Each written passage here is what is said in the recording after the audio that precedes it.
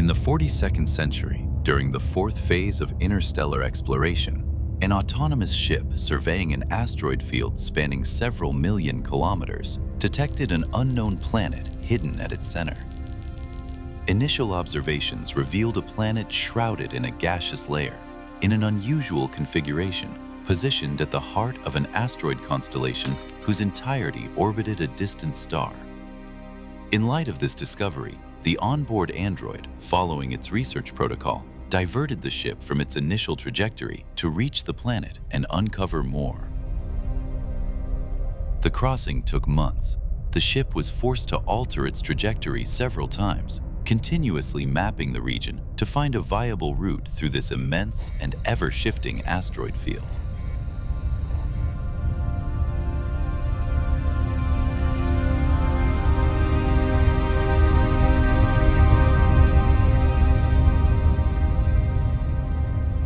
Once finally in orbit, new analyses revealed an atmosphere close to that of Earth with a particularly high oxygen concentration. And despite the asteroids blocking almost all light from reaching it, the planet appeared to harbor life. Having pierced the thick atmospheric layer, the ship pushed into the heart of an immense forest covering most of the planet, deploying its exploration units within it. Each one pushed deeper into the unknown.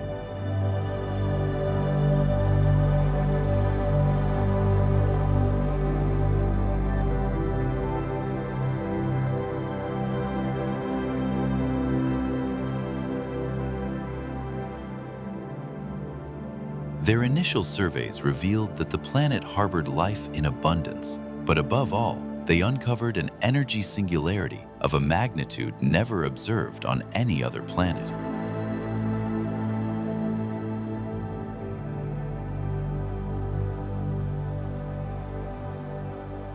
After long months, relayed from station to station across interstellar networks, the data reached the various research centers throughout the galaxy. In those centers, the reaction was one of sheer disbelief. An extraordinary world had just been discovered, teeming with life, a planet that scientists named Vivers. Preparations began for new crewed missions, but while waiting for the crews to be ready, every corporation ordered its autonomous exploration ships present in the sector to abandon their mission and set course for Vivers.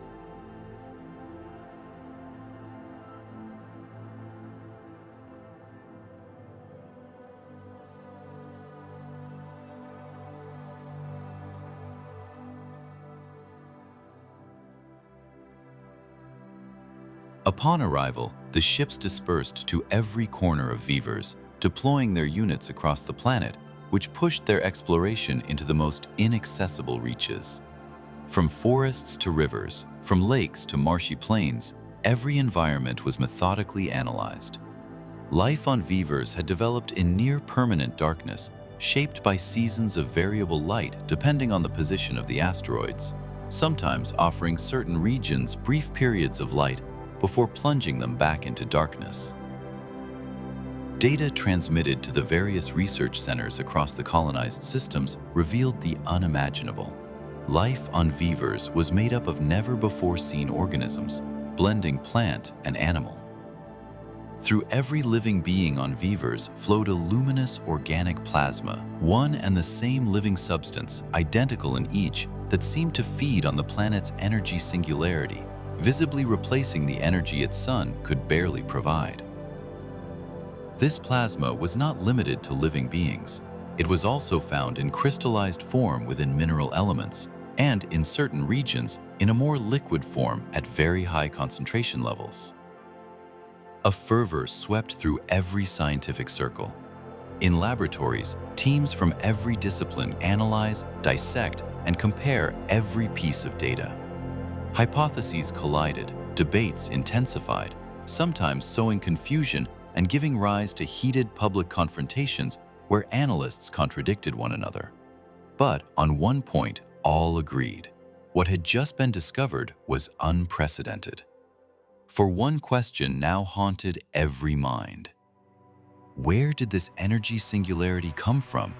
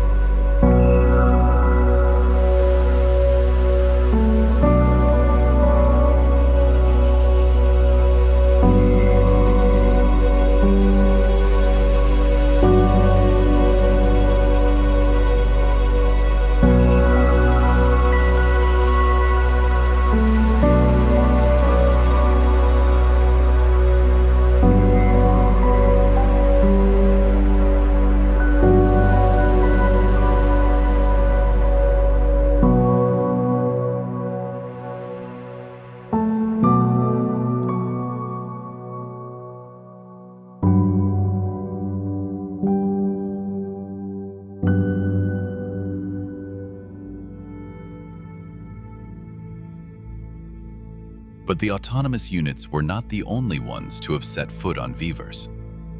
Exotic animal traffickers operating in the sector had also made their way to the planet. Some with the intention of supplying clandestine laboratories, but most simply looking to bring back a trophy, a rare creature to sell on the black market or to display as a decorative piece for the wealthiest collectors. They all quickly realized how easy it was. No creature on Vivers was aggressive. In an environment so rich, where every living being naturally found everything it needed, no predatory instinct had ever developed. Even the most terrifying creatures showed not the slightest trace of aggression. For the traffickers, Vivers was a paradise. Catches accumulated effortlessly, holds filled up, and every captured creature represented a fortune on the underground markets. But some would very quickly discover, at their own expense, that the true nature of Vivers lay elsewhere.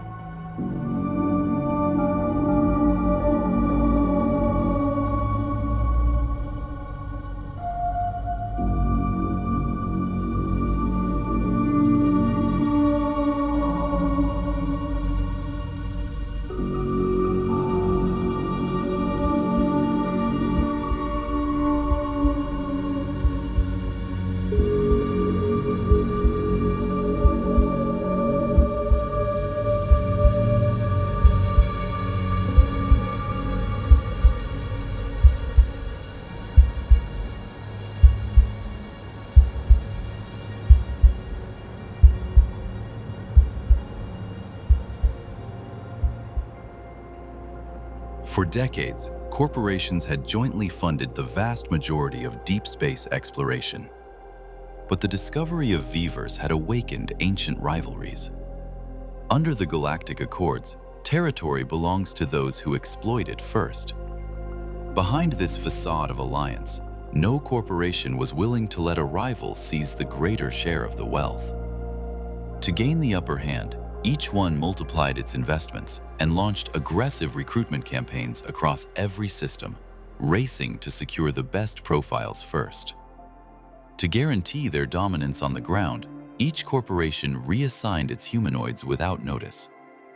Torn from their loved ones, with no contracts and no negotiations, they had no choice but to serve their owners' interests. The humanoids left without illusions, knowing they would be handed the most thankless tasks and the most dangerous missions.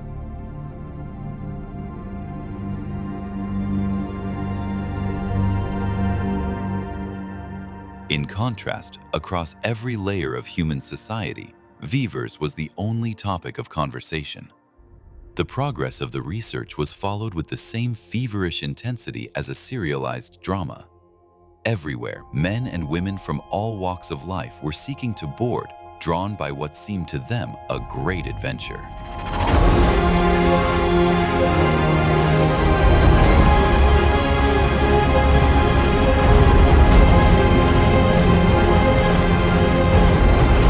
When all crews were assembled and preparations complete, from every planet across the systems, the ships finally took flight. Never had space witnessed such a deployment of vessels. But the road to Vivers was anything but simple. The distance to cover was one of the longest ever undertaken by humans. As always, it was the humanoids who kept the ships running throughout the crossing, while the humans spent the journey in cryosleep. As the convoy approached the asteroid constellation, the long columns of ships were forced to split apart to navigate through the constantly shifting rocks, which continuously reconfigured their trajectories and forced some vessels into lengthy detours. Gradually isolated from the rest of the convoy, some found themselves in conditions ripe for ambush. Pirates seized the opportunity, taking control of ships and their cargo, ejecting crews without hesitation into the frozen void of space.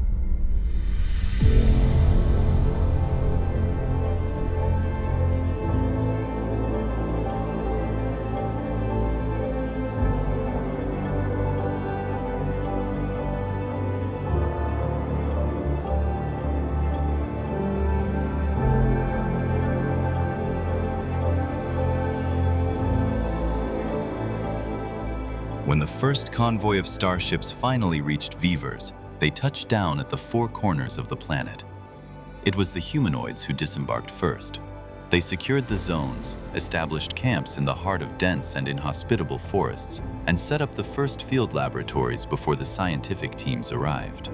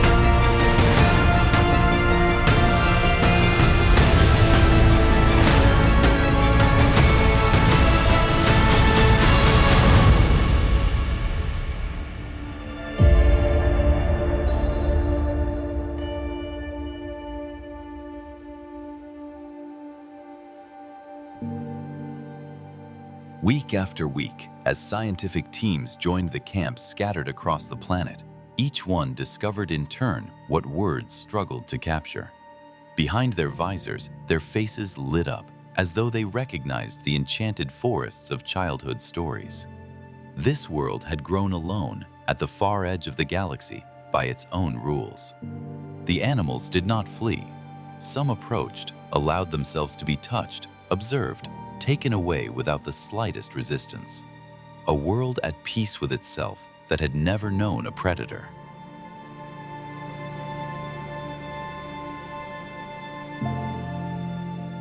When the time came to push the analyses further, wonder gave way to bewilderment. Cross-referencing the data gathered by the autonomous units with their own findings, they realized the initial readings had been flawed. No known state of matter matched what they had before them. What had hastily been called plasma was something far more complex. New tools had to be built, new methods devised. They called it the Veryon. While the teams worked, the pressure suits hastily manufactured for the mission sometimes began to show their weaknesses. A crack, a failing seal, and even minimal exposure to Vivers' atmosphere, richer in oxygen, could trigger a mild euphoria, but prolonged exposure was highly toxic. Something else was happening, though no one noticed at first. The Veryon, too, was finding its way. For humans, exposure was fatal. The medical teams saw nothing more than a predictable organic response to a toxic environment. For the humanoids, it was different. Some survived, but what remained of them was no longer quite what they had been.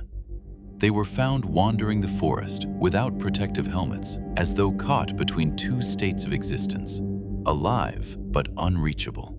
This time, the medics quickly made the connection with the Veryon, which appeared to act on them as it did on the planet's organisms. And while the humanoid's distinct physiology seemed to allow for its assimilation, the process remained beyond comprehension. The corporations were notified. Their response was immediate. The information could not be allowed to spread. Every trace had to be erased.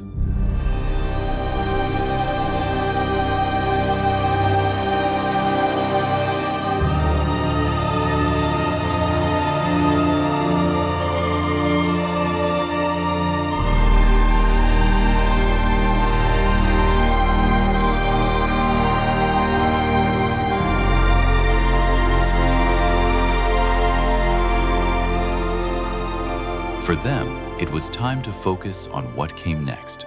Harnessing the energy produced by the Veryon had become the primary objective. From their bases built in orbit, the corporations launched the Genesis Protocol. In thousands of incubators, humanoids were brought into existence. Their growth accelerated to young adulthood within months. a workforce cheaper and easier to produce than androids, destined to build and maintain the new laboratories whose purpose was to understand the Veryon and transform it into an exploitable energy source.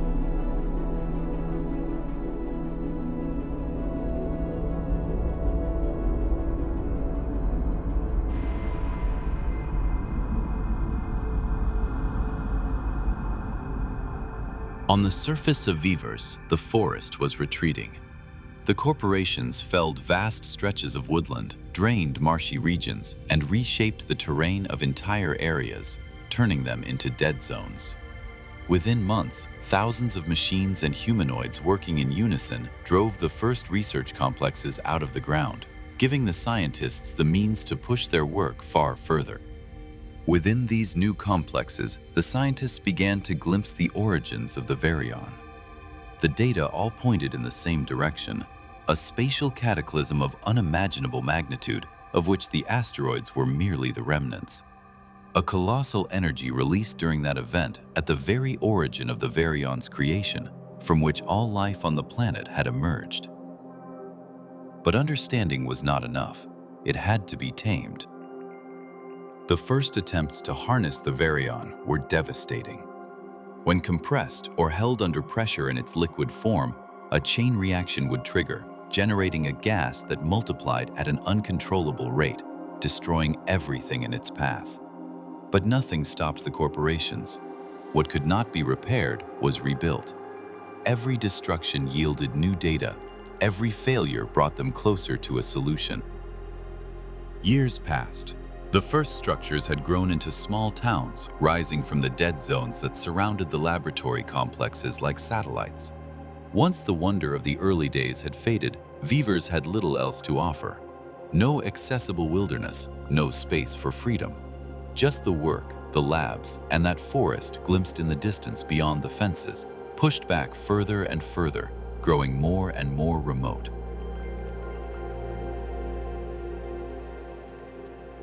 Criminal organizations quietly took root on Vivers, taking advantage of the remoteness and lack of oversight. They built their own clandestine laboratories on the outskirts of the towns, conducted experiments on the planet's creatures, and developed a new recreational substance.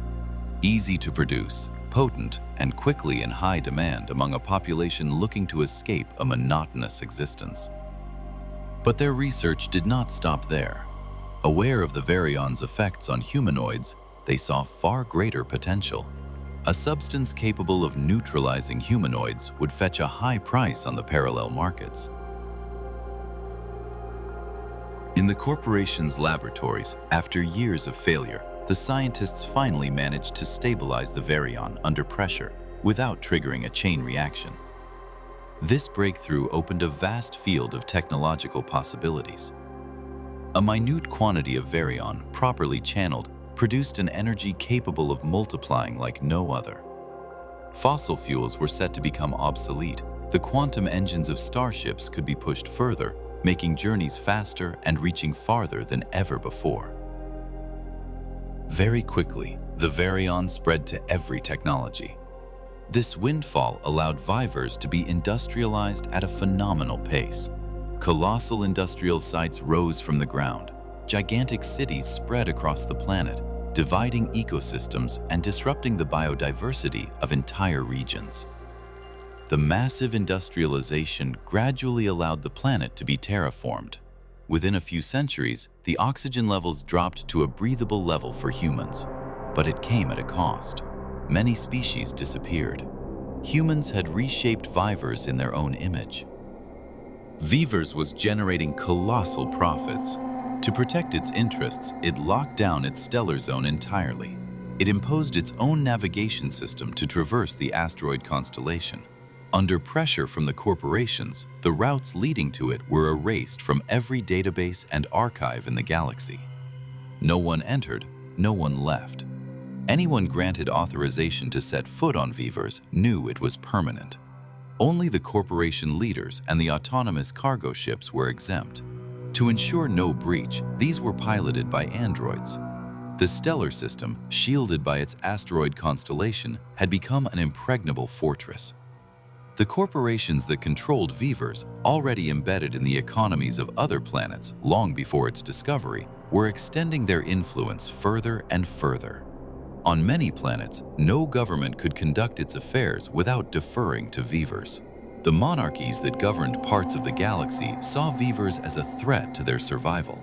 The wealthiest and best armed formed a coalition and launched their armada toward Vivers. They had not seen it coming. Vivers had anticipated this and had secretly built a combat fleet. With this new development, every planet was drawn into the conflict,